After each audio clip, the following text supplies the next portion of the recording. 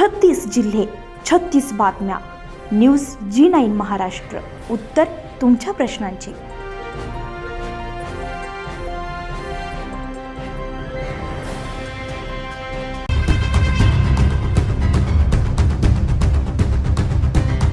राजनी येथील स्मशानभूमीची अत्यंत दयनीय अवस्था समोर आली आहे. परिसरात पसरलेल्या घाणीमुळे नागरिकांमध्ये संताप व्यक्त होतोय. गावातील सामाजिक कार्यकर्ते गोपाळ खरपट यांनी गावकऱ्यांना विनंतीपूर्वक आवाहन करत स्मशानभूमी परिसर स्वच्छ ठेवण्याचे आणि उघड्यावर शौचालय बसणे त्वरित बंद करण्याचं आवाहन केलं. दरम्यान मुंबई येथील मानसशास्त्र विभाग प्रमुख आणि समुपदेशक मेजर डॉक्टर भागवत किटेकर यांनी आपल्या भावना व्यक्त करत स्मशानभूमीतील परिस्थितीवर तीव्र नाराजी व्यक्त केली आहे.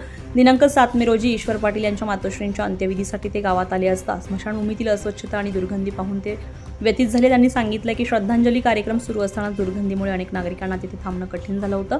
काही जण तोंड झाकून उभे होते तर काहींना तातडीने तिथून निघून जावं लागत होतं. स्मशानभूमी परिसरात सर्वत्र मानवी विष्ठा पडलेली असून रोज उघड्यावर शौचात बसलं जात असल्याचं चित्र पाहून त्यांनी तीव्र खंत व्यक्त केली आहे. ज्या ठिकाणी आपल्या आईवडिलांना, नातेवाईकांना आणि गावकऱ्यांना अखेरचा निरोप दिला जातो त्या ठिकाणी अशी अमानवी आणि अस्वच्छ परिस्थिती असणे हे संपूर्ण गावाच्या संवेदनशीलतेचा काळीमा फासणार आहे असं मत त्यांनी व्यक्त केलं. एकेकाळी गाव आर्थिकदृष्ट्या दुर्बल असतानाही स्मशानभूमीची अशी अवस्था कधीच नव्हती असं सांगत त्यांनी सध्याच्या परिस्थितीवर प्रश्नचिन्ह उपस्थित केलंय. रोडलगत उभारण्यात आलेल्या सिमेंटच्या बांधकामाचा उपयोग काय, जर गाव हागणदारी मुक्तच होऊ शकत नसेल असा सवालही त्यांनी उपस्थित केला. येत्या 2 वर्षामध्ये स्मशानभूमी हागणदारी मुक्त करून तिचे सुशोभीकरण झाले नाही तर स्वतः पुढाकार घेऊन हे काम पूर्ण करू असा इशारा त्यांनी दिला आहे. गावातील सुशिक्षित, संवेदनशील आणि गावासाठी झटणाऱ्या नागरिकांनी एकत्र येऊन गावाच्या अस्मितेसाठी पुढे यावे असं आवाहन त्यांनी केले. तसेच आगामी निवडणूक लढवू इच्छिणाऱ्या इच्छुकांनी प्रथम स्मशानभूमीची व्यवस्था सुधारून दाखवावी, अन्यथा निवडणूक लढवण्याचा नैतिक अधिकार नसल्याचं देखील त्यांनी स्पष्ट केलंय. गावातील नागरिकांनी देखील स्मशानभूमी स्वच्छ ठेवण्यासाठी पुढाकार घेऊन गाव हागणदारी मुक्त करण्यासाठी एकत्र येण्याची गरज व्यक्त केली आहे. नमस्कार मंडळी, सर्व गावकरी मंडळींना मी सांगू इच्छितो, आपल्या गावात बऱ्याच दिवसापासून विकासाचा अजेंडा मिरवला जात आहे. परंतु आपल्या गावातील स्मशानभूमी येथे जर तुम्ही येऊन बघितलं तर चक्क तुमचे डोळे उघडून जातील.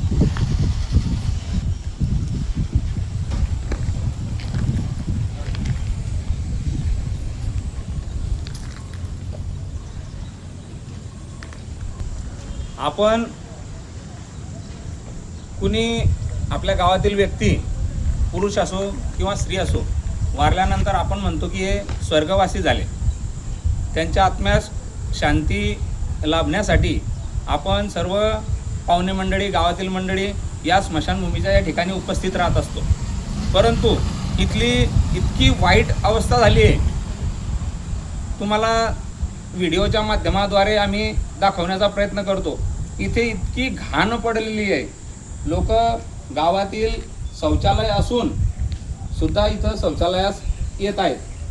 तरी ग्रामपंचायतीने यावर मागे वॉल कंपाऊंडचे काम केलेले होते, परंतु हे वॉल कंपाऊंड पूर्ण आता जीर्ण अवस्थेत आहे.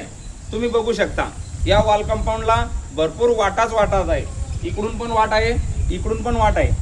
मित्रांनो, आपल्या गावाचा हा विकास इथे आपल्याला दिसत आहे. आपल्या गावाचं नाव हे तालुका पातळीवर, जिल्हा पातळीवर, महाराष्ट्र पातळीवर, देश पातळीवर खराब होत आहे. या अशा ठिकाणी शेवटचा श्वास हा घेतल्यानंतर इथे या स्मशानभूमीला आपण स्वर्ग म्हणतो. या स्वर्गाच्या ठिकाणी हे बघू शकता तुम्ही, किती दयनीय अवस्था आहे.